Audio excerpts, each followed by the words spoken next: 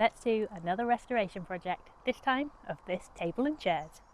This bistro style table and chair set I think I got from my nana quite a few years ago, and as you can see the paintwork on it is starting to chip, leading to the metal underneath rusting. So I've decided to try and restore it, making sure to do all the prep work and primer before so that we can use this set for years to come. I would also really love to make some cushions for the chairs, as they are metal, they're not the most comfy in the world, and to just give them that extra cozy look. I've ordered some paint and some metal primer, but first I'm going to use a wire brush to clean off any of the flaking paint and to get it in the best starting position, ready for the primer.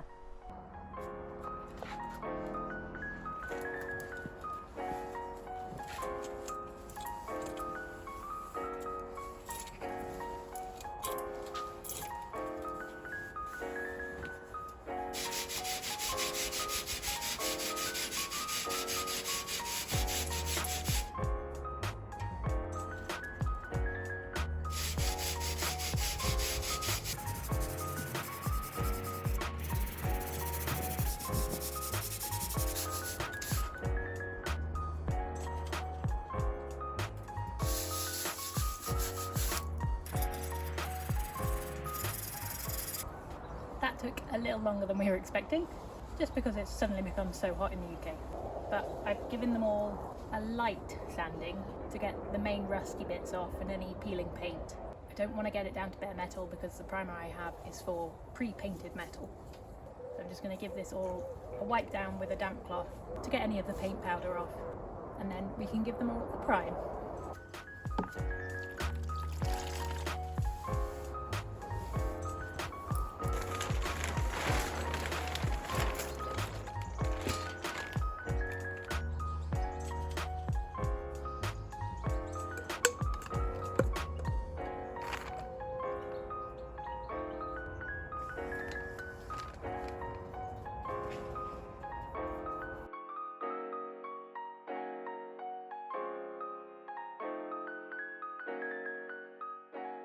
So this needs to dry now for between 16 and 24 hours. So while I wait for this to dry, I'm going to make the cushions. Before I painted these, I did measure out the size of cushion that I'll need, so I can use that as a pattern to make my cushions. So a little sneak peek of the colour that I want to paint the chairs. And I went through all my fabric stash to find something I want to use on the cushions. And if you've watched our previous videos, you might recognise this fabric. This is what I used for the placemats that I made a few videos ago, and I think it will go really nicely with the coral colour that I'm painting the chairs, and just as a summery look. So I'm going to use this fabric for the top of the cushion, and then I want a plain side that I could flip it over if I ever wanted a plainer look. So I'm going to use this very nice baby blue green colour for the underside, and I'll make some straps so I can tie the cushions to the chairs, and I'll do that in this colour too. So using my template, I'm going to cut out 2 circles in the main fabric, 2 circles in the lining fabric, and then 4 long strips in the lining fabric to use for the straps. Of course, when cutting this out, I'm going to add in about an inch seam allowance all the way around too.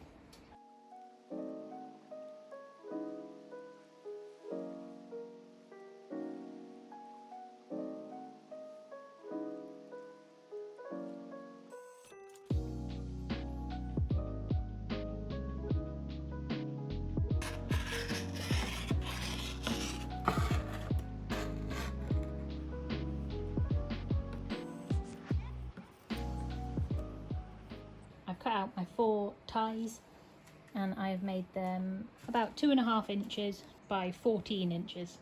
I've realised you actually need 8 ties in total, 4 ties per cushion. So I'm just going to cut out another 4 more. It's time to put it all together, and I'm going to start off with the ties. Each cushion will have 4 ties, so 8 in total. To make these ties, take each length of fabric, fold it in half, and press to find the centre line. Unfold, and this is your centre line here. Then take each side and fold into the centre line. Press this into place. Do the same for the other side. At one end of the tie, fold down the top about a centimetre or so and press that down. Finally, with the top folded over, fold the entire length of the tie to give you one skinnier strip. Press this into place and then add some pins or clips to hold it together. I'm now going to take this to my sewing machine, sew along the top edge that we folded and then down the whole length of the tie. So sew along the top edge, make sure your needle is down, flip the fabric round and sew down the length. When you get to the other end, do a couple of back stitches and cut off. Repeat this for all the other ties. So now we can assemble the cushion. I'm going to start with my main fabric on the bottom, using my little template that I made earlier. I wanted the straps to be about here. So I'm going to take 2 straps on each side, put the open ends together and pin them where I want the straps to be. Do the same for the other 2 straps. I'll then take my lining fabric and place it over the top, making sure the straps are sandwiched in the middle. I'll pin all the way around, mark out a small gap at the back of the cushion, and then sew with a 1-inch seam allowance all the way around, leaving my gap.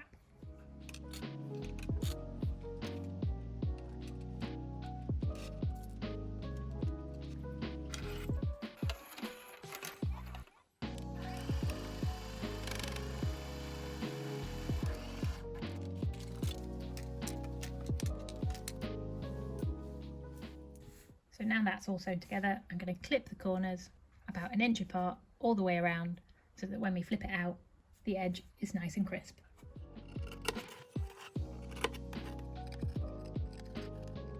Don't clip the area in the gap that you've left. And now flip it the right way round.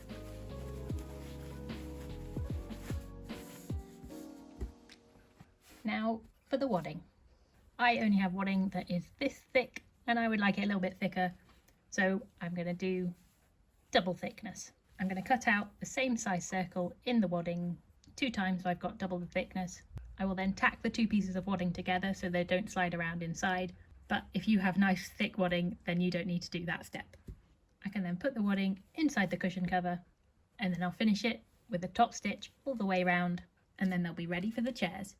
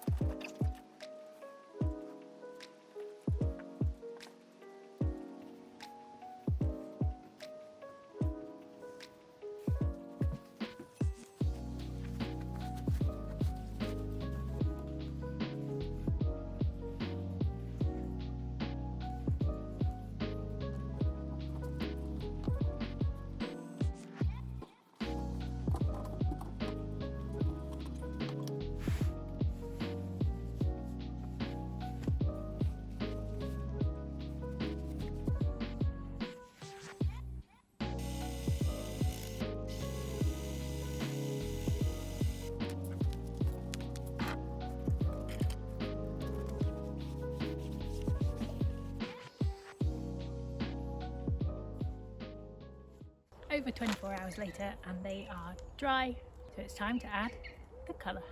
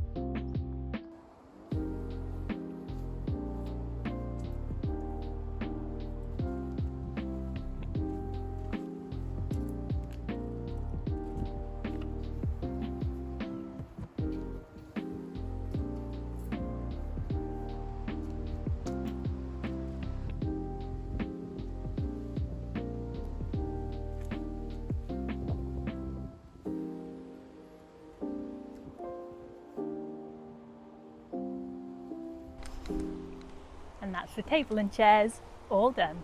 Another quick and super simple DIY and restoration that have brought new life to things I already owned. The paint colour is a little bit more pink than I was expecting. I wanted it a slightly deeper coral, so it's more Barbie's Dreamhouse Bistro Set than anything else, but I'm perfectly fine with that too. I love how the cushions turned out. I think they add a perfect pop of colour and a little bit of fun too. Let me know what you think of this DIY and restoration in the comments below. Leave us a like and make sure to subscribe for lots more renovations like this coming soon. And now I get to sit back, relax in the sun, I'll pour myself a drink and enjoy my hard work. Cheers!